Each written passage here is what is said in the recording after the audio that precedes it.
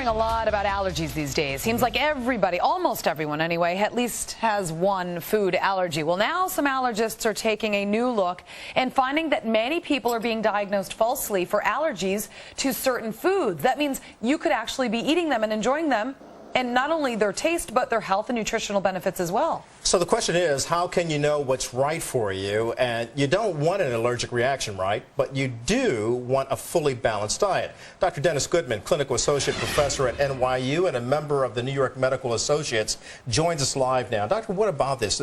You mean to tell me that someone could be avoiding peanuts or shellfish and they could actually be eating it because they're not really allergic to it? Absolutely. I think the most important thing, firstly, what is allergy? Allergy is basically it's an exaggerated reaction to products that are usually not harmful. And that exaggerated reaction can be very mild. It could be a runny nose, or it could be just something where you feel a little bit congested, or it can go on to be what we call anaphylaxis, where there's a drop in blood pressure that can be very serious. I think the problem is, and we're starting to find out, too many people have been diagnosed with allergies when they don't really have it. And a study came out in March that looked at children, 125 children with 63 allergies. So these kids were told that they were told there are all sorts of foods that they can't eat. So what they did is they exposed them slowly in a controlled way to these foods, and they found out there was a 90% reduction in the actual amount of food that they were allergic to. And so it turned out these kids that were told you can't eat this, between 4 and 20 ingredients were added to their diet. I don't understand how people are misdiagnosed with food allergies in the first place, because some of the reactions, some of the symptoms to shellfish allergies or to peanut allergies are very severe.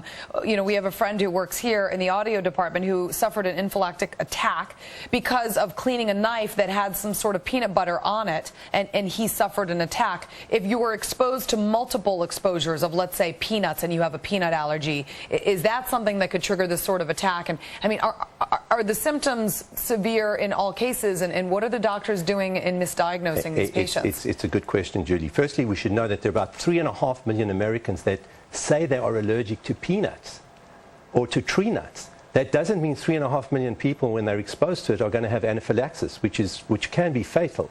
The blood pressure drops out and you have difficulty breathing.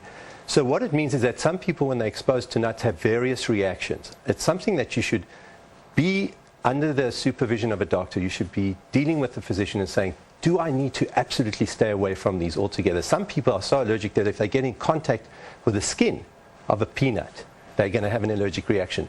Those people need to have an action plan.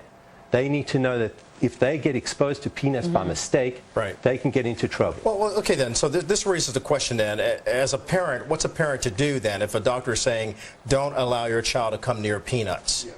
I think the most important thing, how is that diagnosed? We're finding today that the tests for these allergies, skin tests and blood tests, are not very accurate. And actually only 1 in 4 of these allergens are real allergies. So what we're doing today are people who do this, that are allergists and immunologists, they slowly expose people to the products and see if they have a reaction. So in a controlled situation, you can see if you're really allergic. So there's a better way of testing then. Dr. Goodman, we thank you. It's a pleasure. Thank you very much. Very interesting.